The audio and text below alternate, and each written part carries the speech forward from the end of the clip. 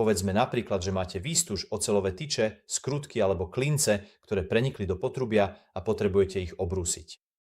Môžete použiť brusný nástroj Picote.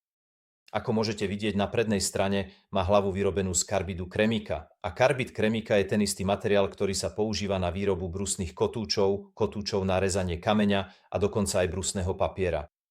Takže povedať, že je tvrdý ako klince, by nebolo správne, pretože je zjavne tvrdší ako klince.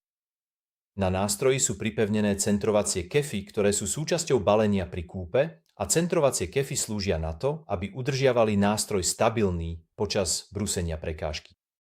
Pripája sa k ohybnej hriadeli pomocou nastavovacích skrutiek a, ako môžete vidieť tu, je to celkom hrubý kus. Ide o 12 mm hriadel, takže na pohon tohto nástroja by ste potrebovali väčší a hrubší hriadel, pretože je dosť odolný.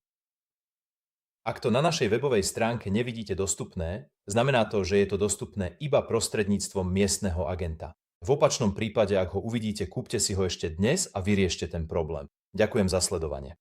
Čau, čau.